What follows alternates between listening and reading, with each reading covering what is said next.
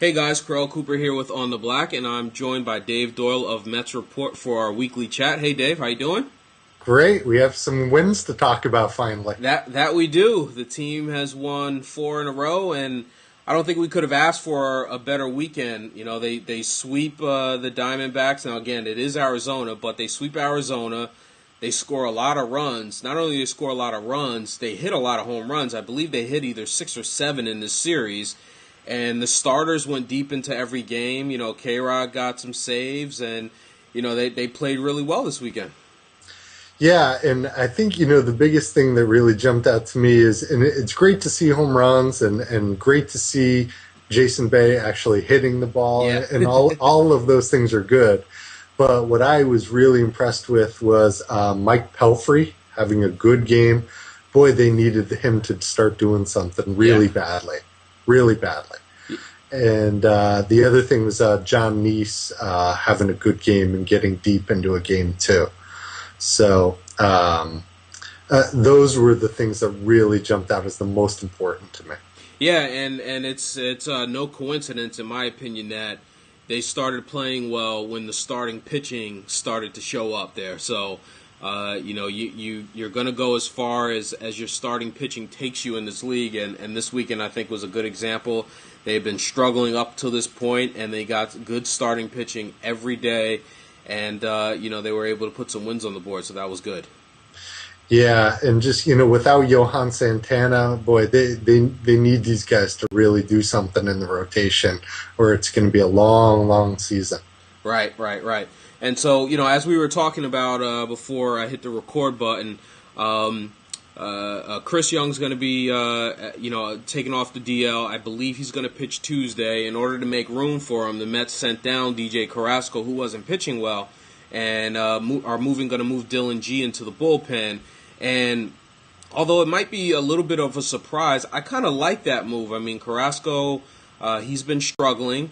Dillon G has pitched well. He pitched well last year when he was up here, and he's pitched well so far this year. He pitched well in the spring as well too. So, and he's kind of that guy that can go between the starting rotation and the bullpen. So I kind of like that move. I mean, what are your thoughts?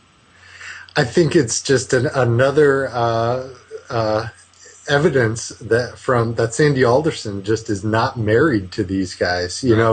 DJ Carrasco's making more than $1 million a year in the bullpen, and with Brad Emis, that if things don't look like they're working, he is moving on to the next guy, and just not going to wait around for something to happen. I think we've seen a little bit of that in the past with Omar Minaya, that he kind of got married to some of these guys that he brought in.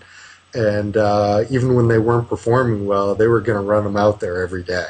Right. Now, had some conversations on Twitter and got a message on Facebook from Tony about Dillon G and him kind of maybe being that kind of R.A. Dickey guy this year that kind of comes from out of nowhere to be a really effective player for the Mets this year. I mean, what are your thoughts on G? I mean, we talked about him last week, and my opinions on G is he doesn't have overwhelming stuff, but I like him because he doesn't, he goes out there, he throws strikes, he doesn't play around on the mound, and he just really throws strikes and is always around the plate, and he goes after the hitters, and that's what I like about G. What are your thoughts on G?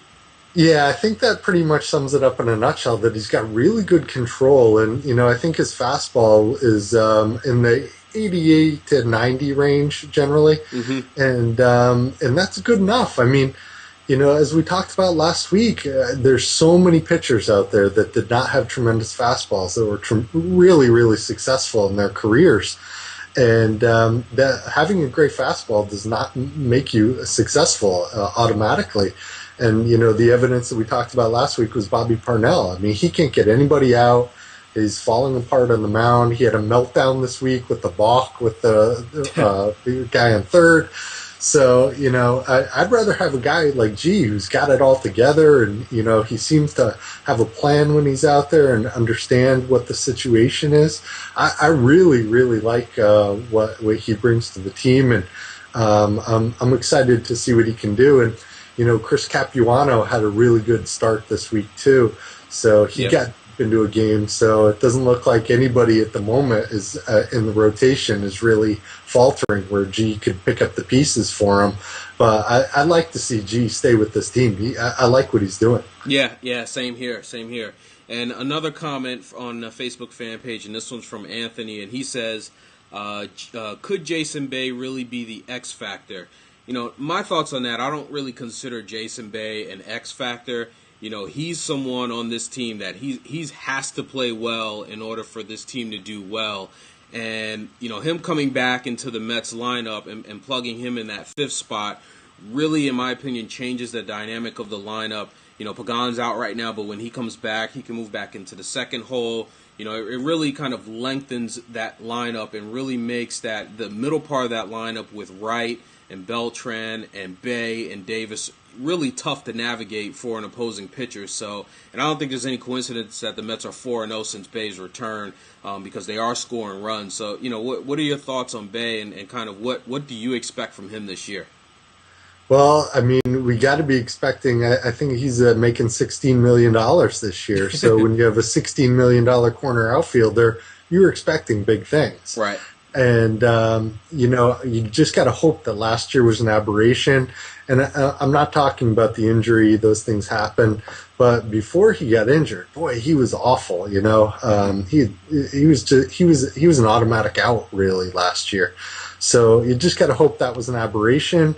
He returns to what he should have been doing last year before he got hurt. Right. And, he starts playing like a $16 million a year player. So that's what the Mets need out of him. Yep. Now, 3 in Washington this week, Tuesday, Wednesday, and Thursday. What are your thoughts? I think Young pitches on Tuesday. I'm not really sure of the rest of the rotation for the remainder of the week, but, I think it's important for this team to go on the road and at least win 2 out of 3 in Washington. What are your thoughts there? Yeah, definitely. And Washington's a team that we would expect to be better than, so we should be able to beat them in a series. Maybe not necessarily a sweep there, but should take 2 out of 3. But kind of what we're seeing so far this season has me a little bit worried that we might be looking at a real streaky team this year. Because we kind of started well that first few days, and then it was very, very bad for a week and a half. And then just, these last 4 games we're back on a hot streak. So I'm wondering if we're going to see that for the length of the season this year. Is this a streaky team? So I guess we'll figure that out over probably the next month or so, really. Yeah, and that's interesting you bring that up because at the beginning of the year I said that this team would probably win somewhere around 80 games, which means that they would be about a 500 team. And that's kind of really what you talk about when you talk about a streaky team, right? Win 3 in a row, lose 4 in a row, win 3 more in a row. So, we'll see, but you might be touching on something there. Yeah, that's the way it usually shakes out at the very end. That it does usually, those streaky teams do usually end up around 500 somewhere. Yeah. Well, hey, Dave, I want to thank you for joining me for our weekly chat. And for those out there watching, you can check Dave out at MetsReport.com. And, of course, you can check me out on the Black. Thanks, Dave.